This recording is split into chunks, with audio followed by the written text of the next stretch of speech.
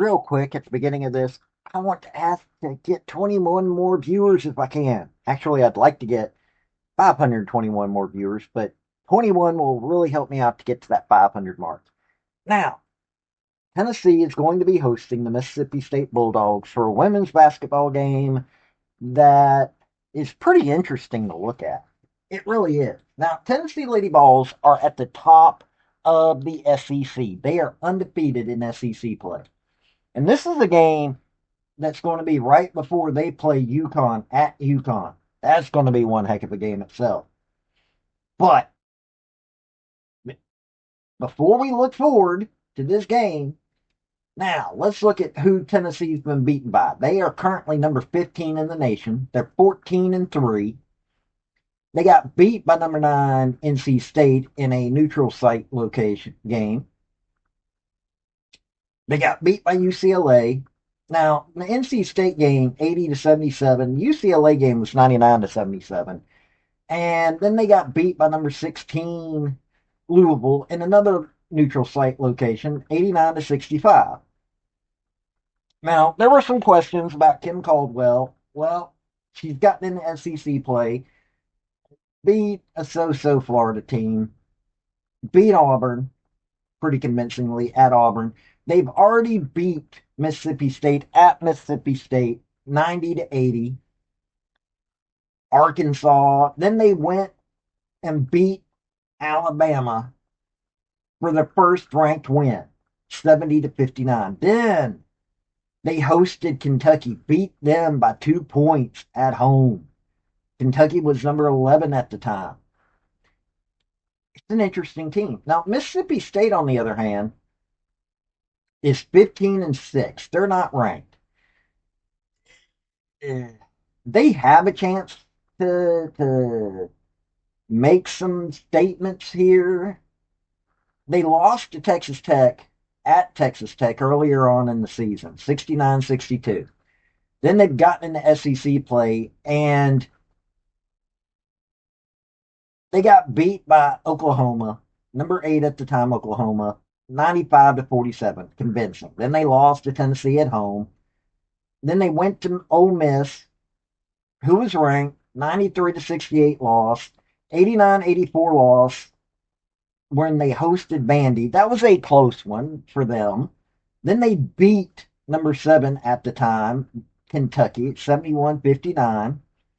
Then they lost at Alabama, number 23 at the time, 85-78. Now, Sam Purcell's bringing his Bulldogs, into Thompson-Boling Arena. It's a pretty interesting game when you look at all of this.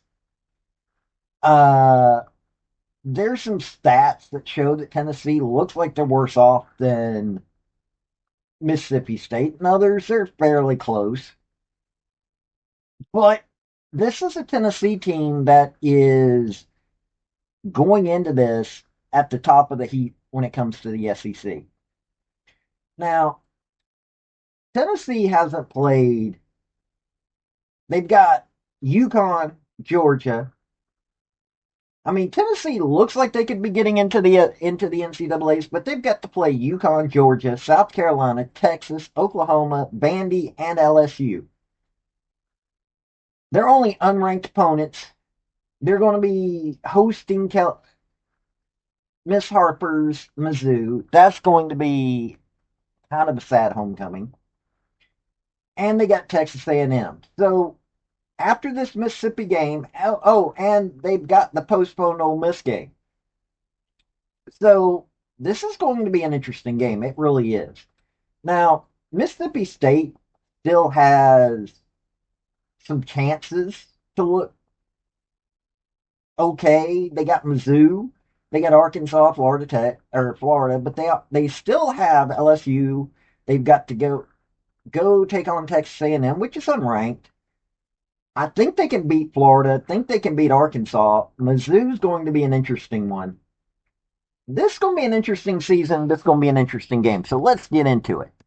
Before we get into the crux of this video, hit like, hit subscribe if you like college sports, because I do college sports, primarily college football, college women's gymnastics, do a little basketball and other sports on occasion, but that's what I do, college. Also, A. General Robert Nealon, former University of Tennessee head football coach for decades, had 7 maxims to win any game, but they can also help you if you apply them correctly to your life. The second one is play for and make the breaks. When one comes your way, score. That is a maxim that can be also applied to your life. Look for those breaks and take it. Now, since Mississippi State is the team coming in and is visiting, Mississippi State's averaging about 79.3 points a game. They're allowing 62.7 points a game. Their field goal percentage is pretty good, 46%, 43.9 rebounds a game.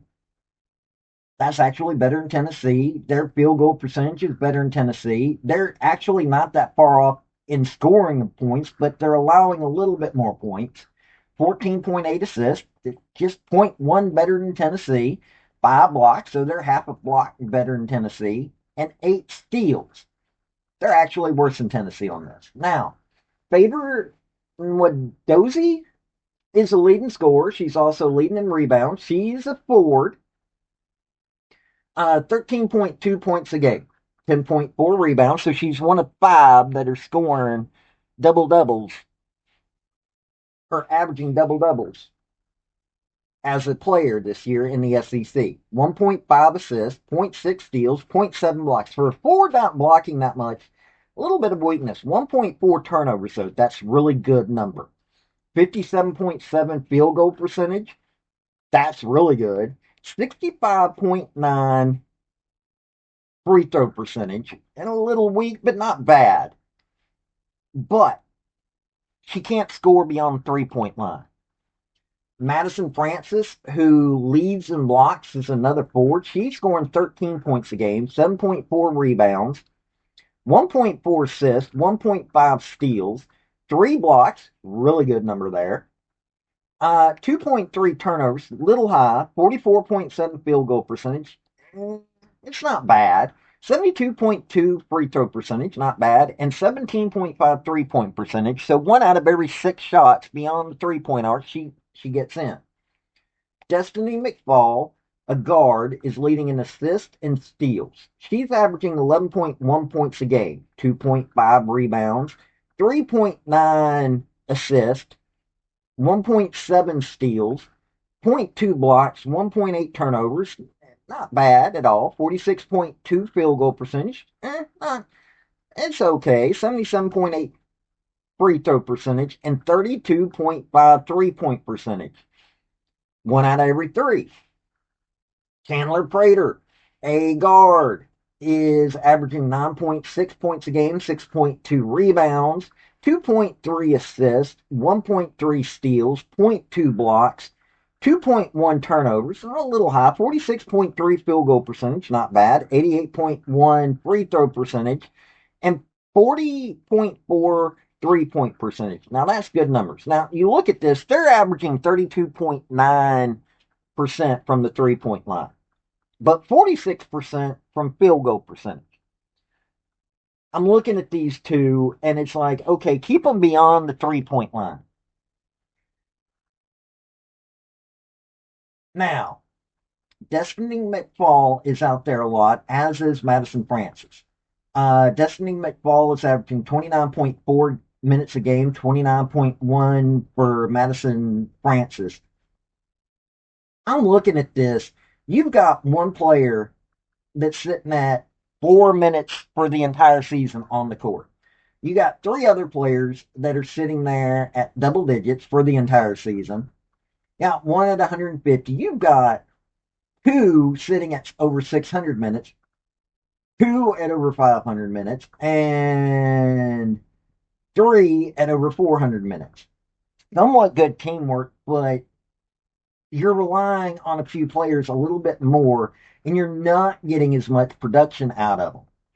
24.9 minutes a game for 13.2 points a game. for Faber Nwadozie. Madison Francis, 29.1 for the 13. 29.4 for Destiny McFall with 11.1. 23.2 for Chandler Prater at 9.6. 21.6 minutes for Jayla Lampley at 9.4. 27.7 minutes a game for Trayana Crisp at 8.8. Your guards aren't doing as well as they need to do. They're blocking. It's I'm looking at this and I'm going, your forwards, you've got one forward that's doing the block. Nobody else really. You've got your leading scorer who's a forward not doing any defense. This is going to be an interesting dynamic. It really is. Now, Kim Caldwell's Volunteers. My Lady Vols, I love my Lady Vols. 79.4 points a game. So it's only 0.1 better, but they're only allowing 60.2 points against them. 42% field goal percentage. Little low there. 42.7 rebounds. They're about just a hair less than Mississippi State. 14.7 assists.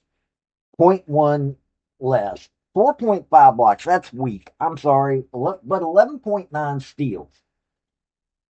Now, Talaysia Cooper out there 24.9 minutes a game, 14.4 blocks, or points, sorry. She's leading in blocks.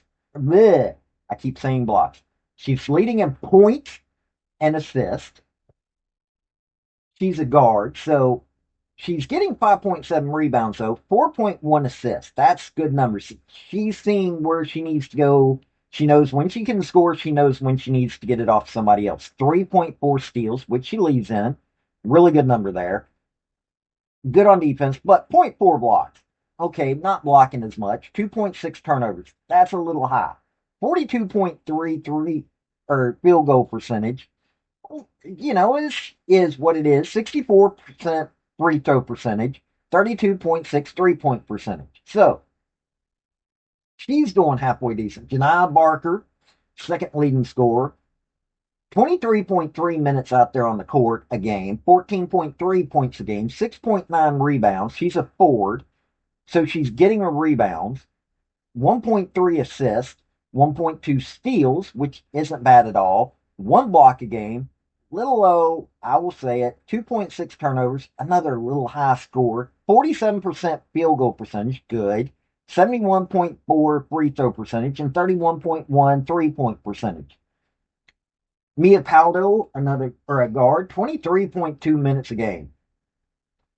She's averaging 12.1 points a game, 2.6 rebounds, 2.5 assists, 1.3 steals, no blocks, 1.2 turnover rate, which is good, 40.4 field goal percentage, 90% free throw percentage, and 33.3 3-point percentage. Z Spearman, who leads in rebounds and blocks, another forward. 25.4 minutes on the court a game, 11.3 points, 6.9 rebounds.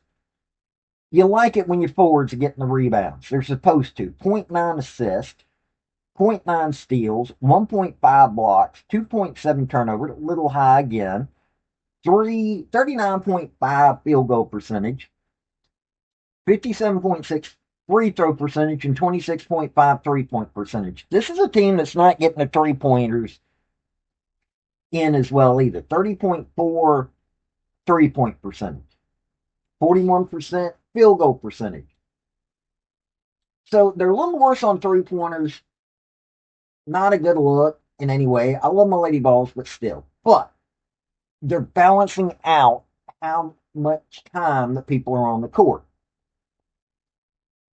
Talaysia Cooper's sitting there at under 400 minutes. These Spearman's the only one over 400 minutes for this team. They only have one player that's under, or is, Kaya Wynn is, oh good Lord, is this woman, I'm wondering if this woman's parents were Deep Space Nine fans. Kaya Wynn is sitting at 48 minutes for the entire season.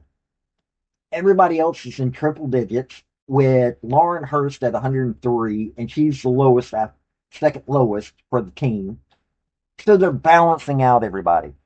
Kim Caldwell's going, okay, you've got a hot hand this game. We're going to put you in person who's a little cold this game, we're pulling you out. This is making sure that her team can wear down their opponents. They may not be getting the 3 pointers, but they're putting in who's hot, keeping, and they've got a decent defense, and the right players are doing the right defense. Turnover rate's a little higher than I like, I'll admit it. And it's speed and getting to the basket. Now, I will say this. I would like to see a little bit better shot consistency. Talasia Cooper and Z Spearman are doing great things for this team. Really are. Sam Purcell has been doing decent things. I mean, he was at Louisville. Louisville's been a really good basketball team for a while. Um, in his 4 years, this is his fourth year at Mississippi State. They've made it to the NCAA second round twice, and they made it to the women's basketball invitational quarterfinals once. It's a solid team. He's getting them in the 20 win range. He's 81-39 as a head coach. He's fairly new at head coaching.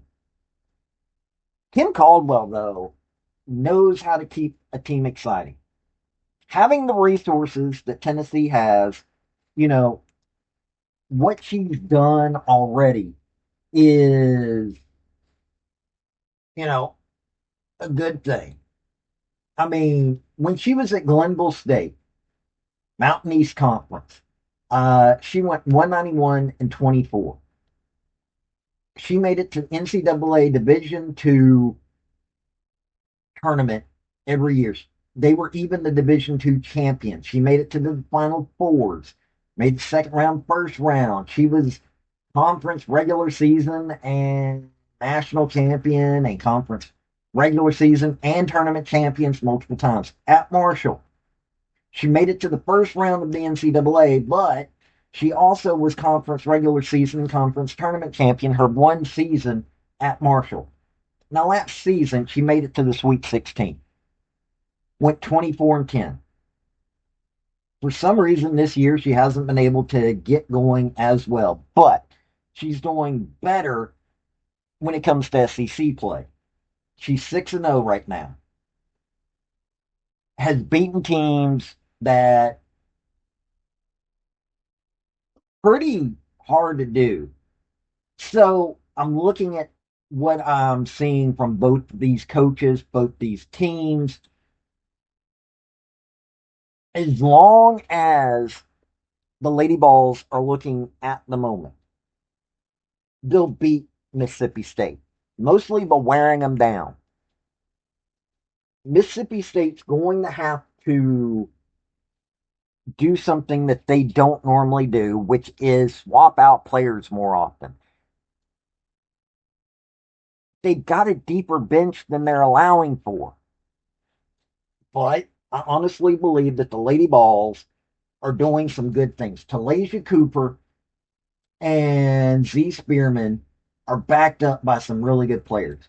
Faber Nwodozie, Destiny McFall, and Madison Francis, all really good players, but they're out there way too much.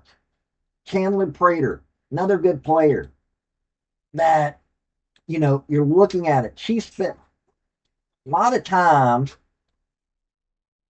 at other schools. She should know what she's doing.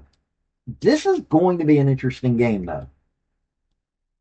I honestly believe that Mississippi State could win this. But here's one of the good things. Talasia Cooper, somebody that even Don Staley, the institution, wanted at South Carolina because her first year was at South Carolina. Janai Barker started out at Texas A&M. Z Spearman. Here's one of the things. Now, she started out at Miami. She's already been this is her second season under Kim Caldwell's system, so she knows what she needs to do, and she's putting up the numbers. I think that Tennessee's going to need to do some more blocking than they normally do. That's my biggest concern here. They need to do a little bit more blocking, need to control their turnovers, and be a little bit better with their shooting. But I honestly think that they can wear down the Bulldogs enough that that won't fully matter. But you tell me what you think. Honestly, tell me what you think. This has been Paul with Redneck Sports. Y'all have a good day now. Bye. Hey, that's my video. Don't forget to hit like and subscribe. And comment. Don't forget that either. Hey, this has been Paul with Artlist.io. Redneck Thinker Media. I do sports, I do politics. Hit like, subscribe. And y'all, this has been Paul. Y'all have a good day now. Bye.